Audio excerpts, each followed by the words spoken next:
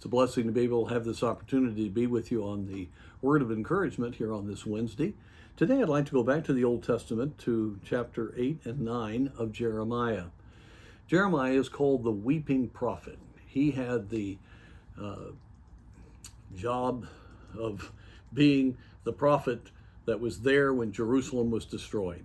He had to watch the city go from having a godly set of people in charge to wicked and more wicked people, and it was got to have been a great burden upon him. He suffered and was imprisoned, and then, of course, Jerusalem was conquered.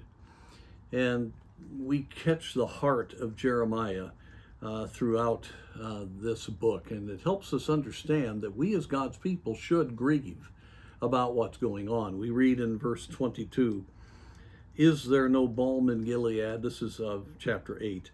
"Is there no physician there? Why then is not the health of the daughter of my people recovered?"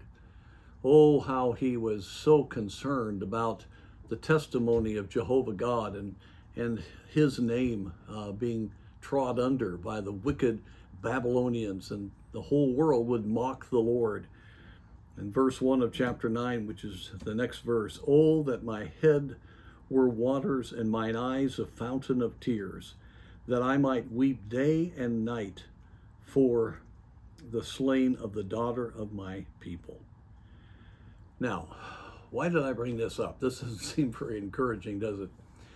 Well, there are times to be grieved about what's going on.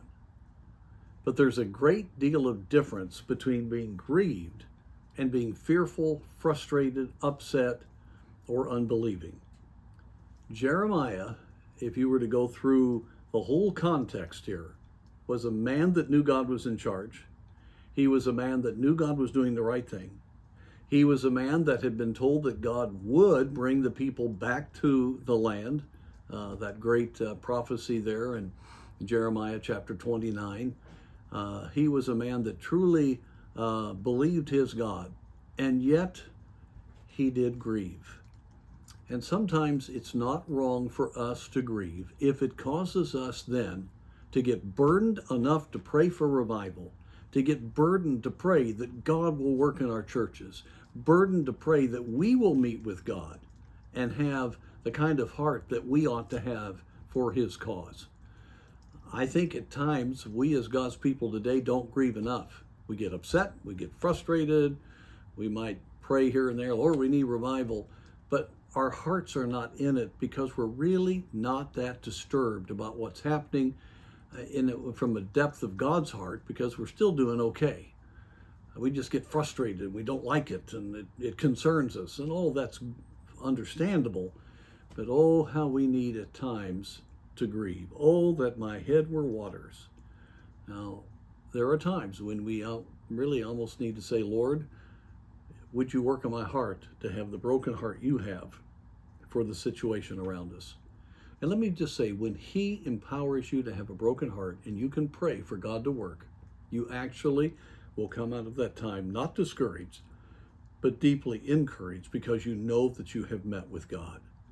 And so I just want to challenge you today, as you hear the continual reports of things that are opposing biblical truth. Certainly it's easy for us to react to it, and we need to see it very clearly.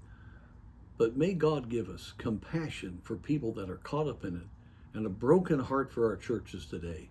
And may God use what we're seeing to get us on our knees to pray for God to do a mighty work in these days. And I believe he's ready to. And oh, I encourage you to be part of seeing what God will do.